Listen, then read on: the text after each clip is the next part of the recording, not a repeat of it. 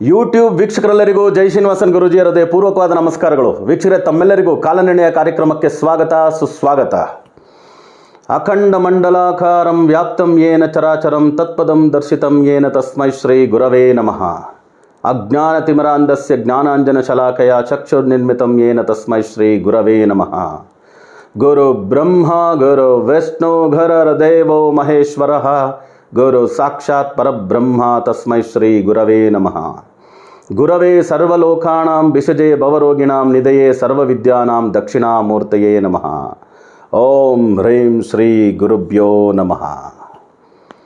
ಜೈ ಗುರುದೇವ್, ಜೈ ಸಿದ್ಧಿವಿನಾಯಕ, ಜೈ ಶರಬೇಶ್ವರ, ಜೈ ಆದಿಪರಾಶಕ್ತಿ, ಜೈ ಕಾದ್ರಿ ಲಕ್ಷ್ಮೀ ನರಸಿಂಹ, ಜೈ ವೆಂಕಟೇಶ್ವರ, ಜೈ ಶ್ರೀಕೃಷ್ಣ, ಜೈ ಹನುಮಾನ್, ಜೈ ಶ್ರೀರಾಮ್, ಜೈ ಭಾರತ್. ಆರಾಮಾಗಿದ್ದೀರಾ ಸ್ನೇಹಿತರೆ? ಹುಷಾರಾಗಿದ್ದೀರಾ? ಇವತ್ತು ನಾವು ಮಾತಾಡೋಕೆ ಕೊಟ್ಟಿರ್ತಕ್ಕಂಥ ವಿಷಯ ಏನು ಅಂದರೆ, ಮಾರ್ಚ್ ತಿಂಗಳ ಮಾಸ ಭವಿಷ್ಯ, ತಿಂಗಳ ಭವಿಷ್ಯ. ಮಾರ್ಚ್ 2024 ಹೇಗಿರುತ್ತೆ ರಾಶಿ ಭವಿಷ್ಯ, ದ್ವಾದಶ ರಾಶಿಗಳಿಗೆ, 12 ರಾಶಿಗಳಿಗೆ, ಇದ್ರ ಬಗ್ಗೆ ಮಾತಾಡೋಕೆ ಕೊಟ್ಟಿದ್ದೀವಿ. ಈ ಕೂಡಲೇ ತಾವೆಲ್ಲ ಜೈ ಶ್ರೀನಿವಾಸನ್ ಟಿವಿ ಯೂಟ್ಯೂಬ್ ಚಾನಲ್ನ ಸಬ್ಸ್ಕ್ರೈಬ್ ಮಾಡಿ, ನಮ್ಮ ಎಲ್ಲ ವಿಡಿಯೋಗಳನ್ನೂ ಲೈಕ್ ಮಾಡಿ, ಎಲ್ಲ ವಿಡಿಯೋಗಳಿಗೂ ತಮ್ಮದೇ ಆದಂಥ ಕಮೆಂಟ್ ಮಾಡಿ ಅಂತ ಹೇಳ್ತಾ ವಿಡಿಯೋ ಒಳಗೆ ಹೋಗೋಣವಾ, ಬನ್ನಿ. ವೃಷಭ ರಾಶಿಯವರಿಗೆ ಮಾರ್ಚ್ 2024 ಹೇಗಿರುತ್ತೆ ರಾಶಿ ಭವಿಷ್ಯ ನೋಡೋಣ. ನೋಡೋಕ್ಕಿಂತ ಮೊದಲು ಒಂದು ಸಣ್ಣ ಅನೌನ್ಸ್ಮೆಂಟ್. ನಿಮಗೂ ನಮಗೂ ಎಲ್ರಿಗೂ ತಿಳಿದಂತೆ ಕರ್ನಾಟಕದಲ್ಲಿ ನಮಗೆ ಭಾಳಷ್ಟು ಜನ ಶಿಷ್ಯರು ಸಂಖ್ಯಾವಾಸ್ತು ಜ್ಯೋತಿರ್ವಿಜ್ಞಾನದ 1 ದಿನದ್ದು 2 ದಿನದ ಸೆಮಿನಾರ್ ಕ್ಲಾಸ್ ಅಟೆಂಡ್ ಮಾಡಿ ತುಂಬ ಜನ ಸ್ಟೂಡೆಂಟ್ಸ್ ಇದ್ದಾರೆ.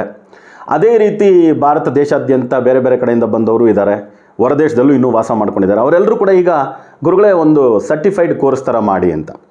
ಸೊ ಅದಕ್ಕೆ ಈಗ ನ್ಯೂಮರೋ ವಾಸ್ತು ಆಸ್ಟ್ರೋ ಫೌಂಡೇಶನ್ ಅಂತ ಒಂದು ಫೌಂಡೇಶನ್ ಪ್ರಾರಂಭಿಸಿದ್ದೀವಿ. ಅದ್ರ ಜೊತೆಗೆ Yoga University of Americas University ಜೊತೆಗೆ ಅಫಿಲಿಯೇಟೆಡ್ ಆಗಿದ್ದೀವಿ.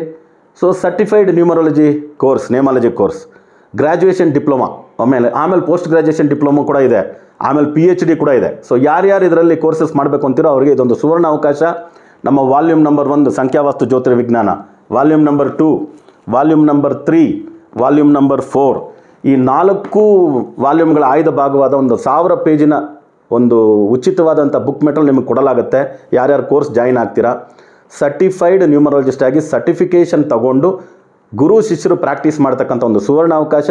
ಆನ್ಲೈನ್ ಕ್ಲಾಸಸ್ ಇರ್ತದೆ, ಯಾವಾಗಿರುತ್ತೆ, ಹೇಗಿರುತ್ತೆ, ಎಲ್ಲ ಡೀಟೇಲ್ಸು ಕೆಳಕಂಡ ದೂರವಾಣಿ ಸಂಖ್ಯೆಗಳಿಗೆ ಕರೆ ಮಾಡಿ ತಿಳ್ಕೊಳ್ಳಿ. ನಿಮ್ಮ ಸ್ಥಳದಲ್ಲಿ ನೀವು ಯಾವ ದೇಶದಲ್ಲಿದ್ದರೂ ಸರಿ, ಯಾವ ರಾಜ್ಯದಲ್ಲಿದ್ದರೂ ಸರಿ, ನಮ್ಮ ಸ್ಥಳದಲ್ಲಿ ನಾವು ಆನ್ಲೈನ್ ಮೂಲಕ ಸರ್ಟಿಫೈಡ್ ಕೋರ್ಸ್ ಆಗಿ ತಗೊಂಡು ಪ್ರಾಕ್ಟೀಸ್ ಮಾಡ್ತಕ್ಕಂಥ ಸುವರ್ಣ ಅವಕಾಶ. ಎಷ್ಟೋ ಜನ ಕಲ್ತ್ಬಿಟ್ಟು ಪ್ರಾಕ್ಟೀಸ್ ಮಾಡ್ಬೋದು, ಇಲ್ಲ ಅಂದರೆ ನಿಮ್ಮ ಜೀವನವನ್ನು ನೀವು ರೂಪಿಸ್ಕೊಳ್ಳಿಕ್ಕೆ ನಿಮ್ಮ ಬಂಧು ಬಳಗ, ಫ್ರೆಂಡ್ಸ್, ಫ್ಯಾಮಿಲಿ ಅವ್ರನ್ನೆಲ್ಲ ಹೆಸರುಗಳು, ಅವ್ರ ಹೆಸರು ಹೇಗಿರುತ್ತೆ, ಏನು ಎತ್ತ, ಇದೆಲ್ಲ ತಿಳ್ಕೊಂಡು ನಿಮ್ಮನ್ನು ನೀವು ಪರ್ಸನಾಲಿಟಿ ಡೆವಲಪ್ಮೆಂಟ್ ಮಾಡ್ಕೊಳ್ಳೋಕ್ಕೂ ಸರಿ, ನಿಮ್ಮ ಸುತ್ತಲೂ ಇರ್ತಕ್ಕಂಥವ್ರ ಪರ್ಸನಾಲಿಟಿ ಡೆವಲಪ್ ಮಾಡೋಕ್ಕೆ ಈ ಸಂಖ್ಯಾವಾಸ್ತು ಜ್ಯೋತಿರ್ವಿಜ್ಞಾನ ಉಪಯೋಗಕ್ಕೆ ಬರುತ್ತೆ. ನ್ಯೂಮರಾಲಜಿ ನೇಮಾಲಜಿ ಕೋರ್ಸ್ನ ಮಾಡಿ ಅಂತ ಹೇಳ್ತಾ, ಈಗ ವೃಷಭ ರಾಶಿಯವರಿಗೆ ಹೇಗಿರುತ್ತೆ ಮಾರ್ಚ್ 2024 ನೋಡೋಣವಾ, ಬನ್ನಿ. 4 ರಾಶಿ ಕುಂಡಲಿ ನೋಡೋಣ. First 1 March 2024, 10 March 2024, 19 March 2024, 28 March 2024. ಈ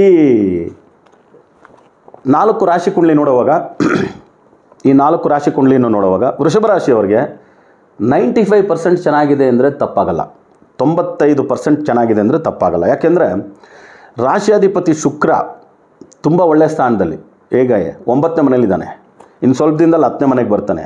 ಆಲ್ರೆಡಿ 10ನೇ ಮನೇಲಿ ಶನಿ ಇದ್ದಾನೆ. ಸೊ ಕರ್ಮಸ್ಥಾನದಲ್ಲಿ ಆಲ್ರೆಡಿ ಶನಿ 9ನೇ, ಆತ ಭಾಗ್ಯಾಧಿಪತಿ ಮತ್ತು ಕರ್ಮಾಧಿಪತಿಯಾಗೂ ಬರ್ತಾನೆ. ಓಕೆ, ಸೊ ಎರಡೂ ಕೂಡ ಸೇರಿ ಶುಕ್ರ ಅಲ್ಲಿ ಬರೋವಾಗ, ಶುಕ್ರ ಮತ್ತು ಶನಿ ಎಲ್ಲಿ ಸೇರ್ತಾರೋ ಅದು ಮಹಾಲಕ್ಷ್ಮಿ ಯೋಗ ಅಂತಾರೆ. ಅದಕ್ಕೆ ಶುಕ್ರನ ಮನೆಯಲ್ಲಿ ಶನಿಗ್ರಹ ಉಚ್ಚವಾದಂಥ ಸ್ಥಾನ ಪಡ್ಕೊಂಡಿರ್ತಾನೆ, ಎಕ್ಸಾಲ್ಟೆಡ್ ಪೊಸಿಷನ್. ಆಮೇಲೆ ಬುಧ ಕೂಡ ಅಲ್ಲೇ ಇರ್ತಾನೆ. ಬುಧನ ಸಂಚಾರ ಮಾತ್ರ ವಿಪರೀತ ರಾಜ. ಈ ತಿಂಗಳೊಳಗಡೆ ಮಕರ ರಾಶಿಯಲ್ಲಿರ್ತಾನೆ, ಮೀನ ರಾಶಿಗೆ ಬರ್ತಾನೆ, ಅಲ್ಲಿ ಸ್ವಲ್ಪ ನೀಚವಾಗ್ತಾನೆ, ಮತ್ತೆ ಮೇಷರಾಶಿಗೆ ಬಂದ್ಬಿಡ್ತಾನೆ ಆಲ್ಮೋಸ್ಟ್.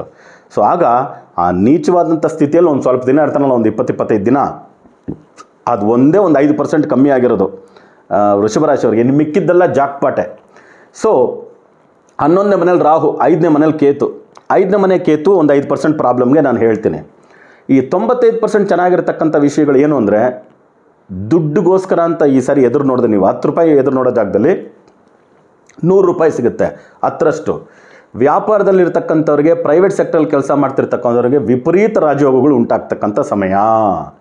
ಸರ್ಕಾರದ ಕೆಲಸದಲ್ಲಿ ಇರ್ತಕ್ಕಂಥವ್ರಿಗೆ ಸ್ವಲ್ಪ ತೊಂದರೆ ಆಗೋದು. ಯಾಕಂದರೆ ಸೂರ್ಯ ರಾಹು ಜೊತೆ ಸಂಬಂಧಪಟ್ಟ 11ನೇ ಮನೆಗೆ ಬರ್ತಾನೆ. ಆದರೂ ಕೂಡ ಸೂರ್ಯ ಅಲ್ಲಿ ಬರೋದ್ರಿಂದ ನೀವು ಇಷ್ಟ ಇಲ್ಲದೆ ಇರೋ ಜಾಗದಲ್ಲಿ ಪ್ರಮೋಷನ್ಸ್ಗೆ ಹೋದ್ರೂ ಕೂಡ ನಿಮಗೆ ಟ್ರಾನ್ಸ್ಫರ್ ಆದರೂ ಕೂಡ ಪ್ರಮೋಷನ್ಸ್ ಚೆನ್ನಾಗಿರುತ್ತೆ. ಟ್ರಾನ್ಸ್ಫರ್ ಅನ್ನೋವಾಗ ನಮ್ಗೆ ಇಷ್ಟವಾದ ಜಾಗ ಅಲ್ಲ ಅನಿಸುತ್ತೆ, ಬಟ್ ಅಲ್ಲಿ ಪ್ರಮೋಷನ್ಸು ಪ್ಲಸ್ ಅಲ್ಲಿ ಒಳ್ಳೆಯ ವಿಷಯಗಳು ಆಮೇಲೆ ಗೊತ್ತಾಗುತ್ತೆ. ಯಾಕಂದರೆ 11ನೇ ಮನೇಲಿ ರಾಹು ಇರೋದ್ರಿಂದ ಅದು ಕೂಡ ನಿಮಗೆ ಚೆನ್ನಾಗಿರುತ್ತೆ. ಸೊ ವ್ಯಾಪಾರದಲ್ಲಿರ್ತಕ್ಕಂಥವ್ರಿಗೆ ಓದಿನ ವಿಷಯದಲ್ಲಿ, ಆಮೇಲೆ ಗಂಡ ಹೆಂಡ್ತಿದ್ದು ಏನಾದರೂ ಭಿನ್ನಾಭಿಪ್ರಾಯಗಳಿದ್ರೆ ಸರಿ ಹೋಗೋದು, ಆಮೇಲೆ ಗುರುಬಲ ಇದೆ, ಮದುವೆಗೆ ಹೋಗ್ಬೋದು, ಮದುವೆಗೆ ಟ್ರೈ ಮಾಡ್ಬೋದು. ಮಕ್ಕಳಿಗೋಸ್ಕರ ಎದುರು ನೋಡಿರ್ತಕ್ಕಂಥವ್ರಿಗೆ 12ನೇ ಮನೇಲಿ ಗುರು ಇದ್ದಾನೆ ಅಂತ ಅಂದ್ಕೊಳ್ಳೇಬೇಡಿ, ಮೇಷರಾಶಿನಲ್ಲಿ ಗುರು ಇದ್ದಾನೆ ಅಂತ. ಸೊ ಎಲ್ಲ ಓಕೆ. ಇದರಲ್ಲಿ ಏನಂದರೆ ಮಕ್ಕಳು ಆಗಿರ್ತಕ್ಕಂಥವ್ರಿಗೆ, ಮಕ್ಕಳು ಆಗ್ತಕ್ಕಂಥ ವಿಷಯದಲ್ಲಿ ಸ್ವಲ್ಪ ತೊಂದರೆಗಳು ಬರ್ಬೋದು. ಮದುವೆ ವಿಷಯದಲ್ಲಿ ತೊಂದರೆ ಬರಲ್ಲ, ವಧುವರರ ಅನ್ವೇಷಣೆ ಚೆನ್ನಾಗಿರುತ್ತೆ. 5ನೇ ಮನೆಯಲ್ಲಿ ಕೇತು ಅನ್ನೋದರಿಂದ ಪೂರ್ವ ಪುಣ್ಯ ಸ್ಥಾನ ಅಂತಾರೆ, ಅದು ಮಕ್ಕಳ ಸ್ಥಾನ. ಅದರಿಂದ ಮಕ್ಕಳಿಗೋಸ್ಕರ ಎದುರು ನೋಡ್ತಿರ್ತಕ್ಕಂಥವ್ರಿಗೆ ಸ್ವಲ್ಪ ತೊಂದರೆಗಳು ಬರ್ಬೋದು, ಟ್ರೀಟ್ಮೆಂಟ್ಸು ಅದು ಇದು ಅಂತ. ಮಕ್ಕಳಾಗಿರ್ತಕ್ಕಂಥವ್ರಿಗೆ ಮಕ್ಕಳಿಂದ ತೊಂದರೆ ಬರ್ಬೋದು. ಮಕ್ಕಳಿಂದ ತೊಂದರೆ ಅಂದರೆ ಮಕ್ಕಳೆಲ್ಲೋ ಹಾಸ್ಟೆಲಲ್ಲಿ ಓದ್ತಿದ್ದಾರೆ, ಇವಾಗ ನಿಮ್ಮ ಜೊತೆನೇ ಮಕ್ಕಳು ಓದ್ತಿದ್ದಾರೆ ಅಂದರೆ ಅವರಲ್ಲಿ ಏನೇನು ಪ್ರಾಬ್ಲಮ್ಸ್ ಬರುತ್ತೆ ನಿಮಗೆ ಗೊತ್ತಾಗ್ಬಿಡುತ್ತೆ, ನೀವು ಅದನ್ನು ಸಾಲ್ವ್ ಮಾಡಿಸ್ಬಿಡ್ಬೋದು. ಹಾಸ್ಟೆಲಲ್ಲಿ ಓದ್ತಿದ್ದಾರೆ, ಬೇರೆ ಜಾಗದಲ್ಲಿ ಓದ್ತಿದ್ದಾರೆ, ಬೇರೆ ದೇಶದಲ್ಲಿ ಓದ್ತಿದ್ದಾರೆ, ಬೇರೆ ರಾಜ್ಯದಲ್ಲಿ ಓದ್ತಿರ್ತಕ್ಕಂಥ ಮಕ್ಕಳು ಏನೋ ಒಂದು ಸ್ವಲ್ಪ ಸ್ಕೂಲಲ್ಲೋ ಕಾಲೇಜಲ್ಲೋ ಏನಾದರೂ ಸ್ವಲ್ಪ ಹೆಚ್ಚು ಕಮ್ಮಿ ಮಾಡಿಕೊಂಡು ಅದರಿಂದ ನಿಮಗೆ ಮಾನಸಿಕ ಒತ್ತಡಗಳು ಆ ಥರ ಬರ್ತಕ್ಕಂಥದ್ದಕ್ಕೆ ಚಾನ್ಸಸ್ ಉಂಟು. ಅದರಿಂದ ಮಕ್ಕಳ ಓದಿನ ಬಗ್ಗೆ ಈ ತಿಂಗಳು ಮಕ್ಕಳ ಬಗ್ಗೆ ಸ್ವಲ್ಪ ಅಬ್ಸರ್ವೇಷನ್ ಚೆನ್ನಾಗಿ ಇಟ್ಕೊಳ್ಳಿ. ದೂರ ಓದ್ತಿರ್ತಕ್ಕಂಥವ್ರಿಗೆ, ನಿಮ್ಮ ಜೊತೆನೇ ಇದ್ದು ಓದ್ತಿರ್ತಕ್ಕಂಥ ಮಕ್ಕಳ ಬಗ್ಗೆನೂ ಸ್ವಲ್ಪ ಕೇರ್ ತೊಗೊಳ್ಳಿ. ಓದಿನ ವಿಷಯದಲ್ಲಿ ಮಾತ್ರ ಅಲ್ಲ, ಆರೋಗ್ಯದ ಏರುಪೇರುಗಳು ಕೂಡ ಸ್ವಲ್ಪ ಗಂಡಾಂತರಗಳು ಬರ್ಬೋದು. ಯಾಕಂದರೆ 5ನೇ ಮನೇಲಿ ಕೇತು ಅನ್ನೋದು ತುಂಬ ದಿನ ಇರ್ತಾನೆ, ಇನ್ನೂ 1 ವರ್ಷದ ಮೇಲೆ ಇರ್ತಾನೆ, ಇನ್ನೂ ಒಂದು ಕಾಲು ವರ್ಷದವರೆಗಿರ್ತಾನೆ. ಅದರಿಂದ ಮಕ್ಕಳ ಬಗ್ಗೆ ವೃಷಭ ರಾಶಿಯವರು ಕಾಮನ ಕೇರ್ ತೊಗೊಳ್ಳೋದು ಉತ್ತಮ. 11ನೇ ಮನೇಲಿ ರಾಹು ಇರೋದ್ರಿಂದ ಯಾವುದಾದ್ರು ಲಾಟ್ರಿ ಈ ಥರ ಕಾರ್, ಯಾವುದೋ 2 ಕೋಟಿ ರೂಪಾಯಿ ಕಾರು, 2,000 ರೂಪಾಯಿ ಟಿಕೆಟು, ಏರ್ಪೋರ್ಟ್ಗಳಲ್ಲಿ ಅಲ್ಲಿ ಇಲ್ಲೆಲ್ಲ ಇಟ್ಟಿರ್ತಾರೆ, ಈ ಥರದ್ದೆಲ್ಲ ಸ್ವಲ್ಪ ತಗೊಳ್ಳಿ. ಅದಕ್ಕೋಸ್ಕರ ಲಾಟ್ರಿ ಅಂಗಡಿಯಲ್ಲೇ ಕುತ್ಕೊಂಡ್ಬಿಡೋದು, ಕುದುರೆ ಬಾಲದಲ್ಲೇ ಕುತ್ಕೊಂಡ್ಬಿಡೋದು, ಇನ್ನು ಯಾವುದೋ ಕ್ಲಬ್ಬಲ್ಲಿ ಕುತ್ಕೊಂಡ್ಬಿಡೋದೆಲ್ಲ ಮಾಡೋಕ್ಕೆ ಹೋಗಬೇಡಿ. ಓಕೆ. ಸೊ ಲಾಟ್ರಿ ಲಾಭ ಇದೆ, ಲಾಟ್ರಿ ಯೋಗ ಇದೆ, ಹಣಕಾಸು ಬರಬಹುದು, ಇದು ವಿಷಯ. ಸೊ ಇದು ಬಿಟ್ಟು ಏನಾದರೂ ಹೆಚ್ಚು ಕಮ್ಮಿಗಳೇನೆಂದರೆ ಕಾಮನಾಗಿ ಹೆಲ್ತ್ ರಿಲೇಟೆಡ್ ಒಂದು ಸ್ವಲ್ಪ ಪ್ರಾಬ್ಲಮ್ ಇದೆ. ವೃಷಭ ರಾಶಿಯಲ್ಲಿ ಹುಟ್ಟರು ಸ್ವಲ್ಪ ದಪ್ಪ ಇರ್ತಾರೆ, ಒಂದು 70% ದಪ್ಪ ಇರೋರು ಯಾರಿದ್ದಾರೆ, ದಪ್ಪ ಇರೋರಿಗೆ ಸ್ವಲ್ಪ ಆರೋಗ್ಯದ ಏರುಪೇರು ಬರ್ಬೋದು. ಈ ಉಸಿರಾಟದ ತೊಂದರೆ ಬರ್ಬೋದು, ಅಲರ್ಜಿ ಇನ್ಫೆಕ್ಷನ್ಸ್ ಬರ್ಬೋದು, ಇದಿರುತ್ತೆ. ಸೊ ನಾರ್ಮಲಿ ವೃಷಭ ರಾಶಿ ಅಂದ್ರೆ ಈ ಕತ್ತಿಂದ ಹಿಡಿದು ತಲೆವರೆಗೂ ಇದೇನಿದೆಯೋ ಅದಕ್ಕೆಲ್ಲ ಸ್ವಲ್ಪ ತೊಂದರೆಗಳು ಬರ್ತಕ್ಕಂಥದ್ದು ಇರ್ಬೋದು. ಸ್ವಲ್ಪ ಈ ಕನ್ನಡಕ ಹಾಕಿರ್ತಕ್ಕಂಥ ವೃಷಭ ರಾಶಿಯವರಿಗೆ ಸ್ವಲ್ಪ ಅಲರ್ಜಿ ಪ್ರಾಬ್ಲಮ್ಸ್ ಅವು ಇವು ಬರ್ಬೋದು. ಕಣ್ಣಿನ ತೊಂದರೆಗಳು ಬರ್ಬೋದು. ಕಣ್ಣಿನ ತೊಂದರೆ ಇರೋದಕ್ಕೆ ಅವ್ರು ಕನ್ನಡಕ ಹಾಕಿರ್ತಾರೆ. ಸೊ ಕನ್ನಡಕ ಹಾಕಿರ್ತಕ್ಕಂಥ ವೃಷಭ ರಾಶಿಯವರಿಗೆ ಸ್ವಲ್ಪ ತೊಂದರೆಗಳು ಬರ್ಬೋದು. ದಪ್ಪ ಇರತಕ್ಕಂಥ ವೃಷಭ ರಾಶಿಯವರಿಗೆ ಗಂಡು ಹೆಣ್ಣು ಇಬ್ಬರಿಗೂ ಕೂಡ ಈಕ್ವಲ್ ಆಗಿರ್ತಕ್ಕಂಥ ಪ್ರಾಬ್ಲಮ್ಸ್ ಬರ್ಬೋದು. ಇನ್ಫೆಕ್ಷನ್ಸಿಂದ ದೂರ ಇರತಕ್ಕಂಥದ್ದಕ್ಕೆ ಆ ಸಿಮ್ಟಮ್ಸ್ ಇತ್ತಂದರೆ ಸ್ವಲ್ಪ ಕೇರ್ ತೊಗೊಳ್ಳಿ. ಓಕೆನಾ.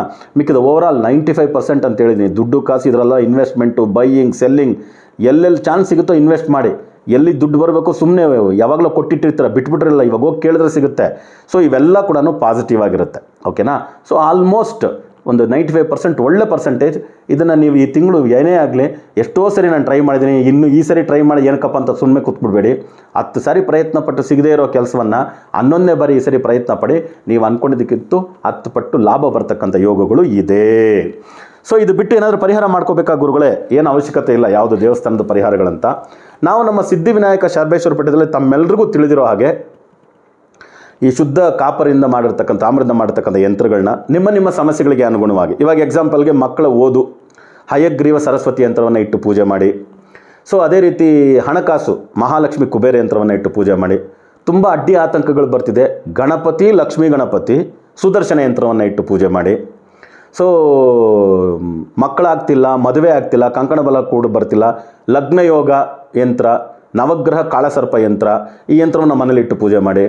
ಭೂಮಿ ಖರೀದಿ ಮಾಡಬೇಕು, ಅದಕ್ಕೋಸ್ಕರ ಬುಧಗ್ರಹದ ಯಂತ್ರ, ಬುಧಗ್ರಹನೇ ಭೂಮಿಗೆ ಕಾರಕತ್ವ ಬರ್ತಕ್ಕಂಥ ಯಂತ್ರ. ಆಮೇಲೆ ವಾಸ್ತು ಯಂತ್ರ, ಶತ್ರುಗಳು ಹೆಚ್ಚಾಗಿದ್ದಾರೆ, ಶರಬೇಶ್ವರ ಯಂತ್ರ. ಸೊ ಈ ಥರ ಬಹಳಷ್ಟು ಯಂತ್ರಗಳನ್ನ ನಾವು ನಮ್ಮ ಸಿದ್ಧಿವಿನಾಯಕ ಶರಬೇಶ್ವರ ಪೀಠದಲ್ಲಿ ಇಟ್ಟು ಪೂಜೆ ಮಾಡಿ, ಪ್ರಾಣ ಪ್ರತಿಷ್ಠೆ ಮಾಡಿ, ಬೀಜಾಕ್ಷರ ಮಂತ್ರಗಳಿಂದ ಎನರ್ಜೈಸ್ ಮಾಡಿ ಕೊಡಲಾಗುತ್ತೆ. ನೀವು ಈ ಕೂಡಲೇ ನಿಮ್ಮ ಸಮಸ್ಯೆಗಳು ಏನೇ ಇದ್ದರೂ ನಮ್ಮ ಕೆಳಕಂಡ ದೂರವಾಣಿ ಸಂಖ್ಯೆಗಳಿಗೆ ಕರೆ ಮಾಡಿ ನಿಮ್ಮ ಸಮಸ್ಯೆಗಳನ್ನ ಹೇಳಿ, ನಿಮ್ಮ ಗೋತ್ರದ ಹೆಸರು, ನಿಮ್ಮ ಪರಿವಾರ ಸದಸ್ಯರ ರಾಶಿ ನಕ್ಷತ್ರದ ಹೆಸರು, ಕುಟುಂಬ ಸದಸ್ಯರ ಹೆಸರು, ಓಕೆ, ನಿಮ್ಮ ಮನೆಯ ಅಡ್ರೆಸ್ಸು, ನೀವು ಕರ್ನಾಟಕ ರಾಜ್ಯದ ಯಾವುದೇ ಮೂಲೆಯಲ್ಲಿ ಇರ್ಬೋದು, ಭಾರತ ದೇಶದ ಯಾವುದೇ ಮೂಲೆ, ವಿದೇಶದಲ್ಲಿದ್ದರೂ ಸರಿ ಅಡ್ರೆಸ್ ಕೊಟ್ಟರೆ ಅಂದರೆ ಕೊರಿಯರ್ ಮೂಲಕ ಈ ಯಂತ್ರಗಳನ್ನ ನಿಮ್ಮ ಹೆಸರಿನಲ್ಲಿ ಪೂಜೆ ಮಾಡಿ ಕಟ್ಟಿಸ್ಕೊಡಲಾಗುತ್ತೆ.